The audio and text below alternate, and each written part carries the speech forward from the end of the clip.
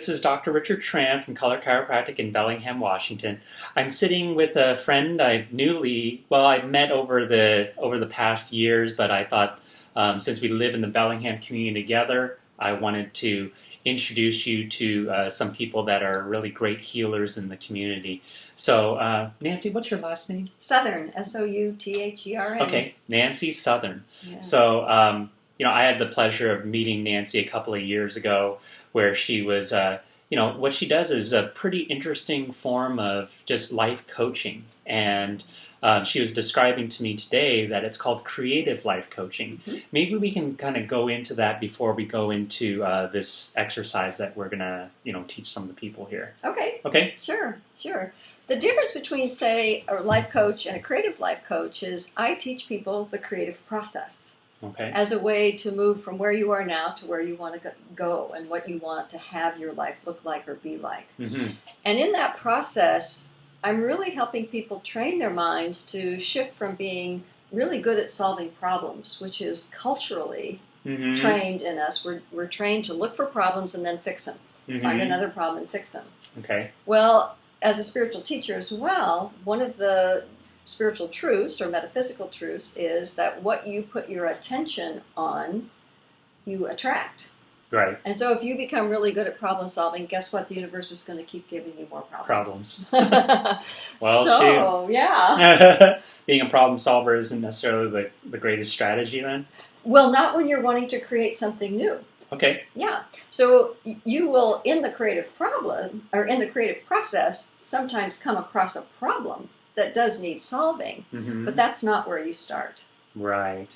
Okay. So you start with the vision or the idea or the outcome that you want, and then you move toward that. And then as problems come up relative to reaching that vision, that goal, that objective, you solve it on the way rather than trying to fix all your problems before you move forward. Right. Okay, and sometimes we do have to look backward in order to go forward, because there's one problem that keeps repeating itself. Okay. And so both as a coach and as an EFT practitioner, I'm happy to say I've got some wonderful tools that help people overcome those and turn those perceived blocks or walls or ceilings or barriers, however it's read by the body, into stepping stones. Well, let's go over one of those tools, because you were sharing with me this wonderful analogy, and let's see how it really works. Okay. One of the very, very first things I teach any of my students, and when I teach classes or workshops, or whether I'm working one-on-one, is how to set something I call an empowered intention. And the reason why I love the word intention is that it literally means to stretch toward. And so I use a rubber band, and I hope you can see this. It's unfortunately a blue rubber band on a blue wall there. You can sort of see it's a blue rubber band.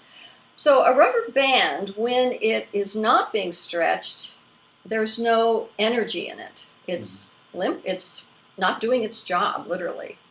A rubber band only becomes activated to do the job it was intended when there's tension. Okay.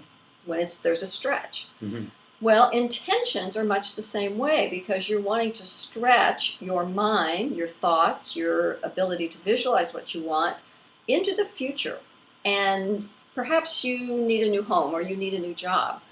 Well, perhaps the job you really want in your heart of hearts seems really outside of your ability or capacity, or you don't feel like you're educated enough, and then you, quote, begin to identify all the problems that are getting in the way. Reasons why you can't. Reasons why you can't. Guess what? You're back focusing on the problems. See? Yeah. So when we set an empowered intention, we're stretching towards what is desired with just enough tension so that if you were to let go of this end, it's not going to fly away and disappear.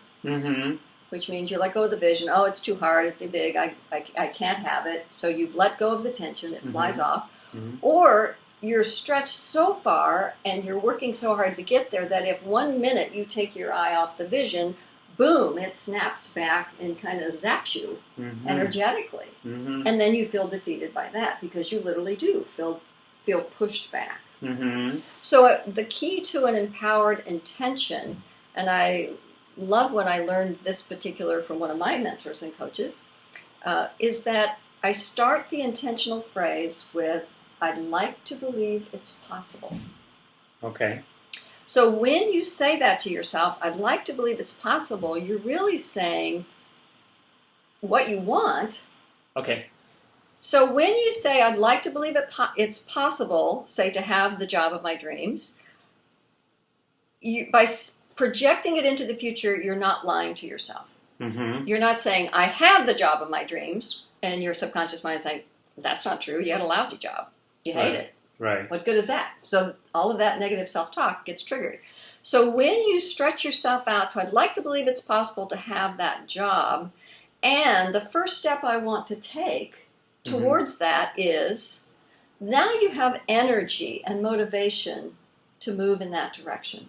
And so that first step is resolving the first leg of tension that you create towards the desired result. Okay. Okay.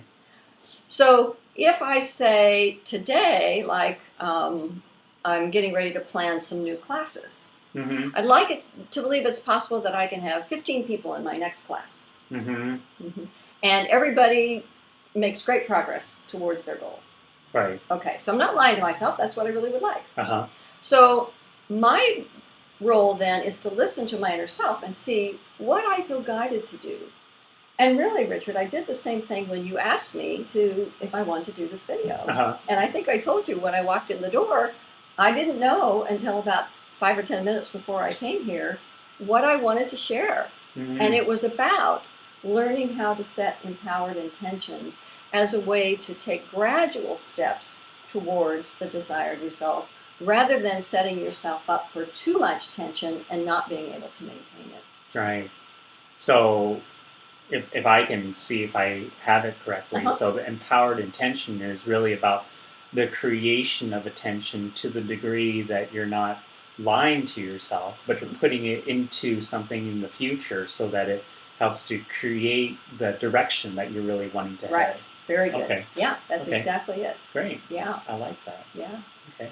And it really helps. It's amazing how when you begin to communicate with your creative self, which is the subconscious mind, it's the creative part of it, it's the part that loves metaphor, by the way, that's why I use the rubber band metaphor, is because the subconscious mind is the right brain, it's subjective, it works with symbol, it works with story, it works with images, pictures, sounds, rather than concepts.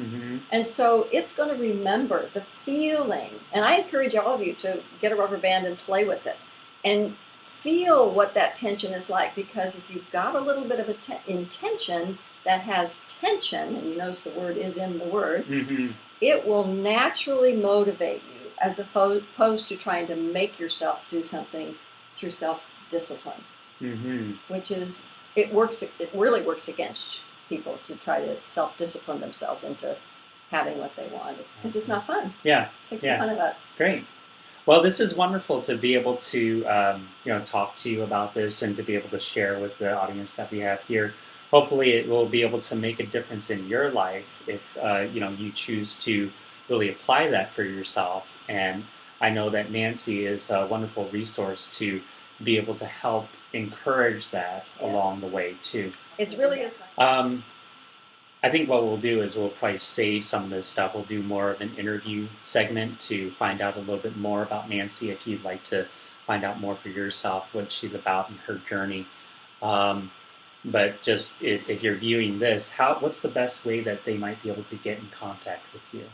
Sure. I have two websites. One's called happytapping.net, www.happytapping.net. The other one is, well, two ways you can get there, I should say. The other way to get there is through outrageouscreativity.com, and that's two aspects of what I do. I'm both an independent EFT practitioner, that's the happy tapping, but the outrageous creativity is the creative life coach aspect of that, where I use tapping to help people overcome the blocks and barriers that do show up as they're trying to create what they want in their lives. I think we'll have to talk more about that tapping on the other interview. Sure, so I'd love to. Something to look forward to. Thanks for being here. Thank you. All right.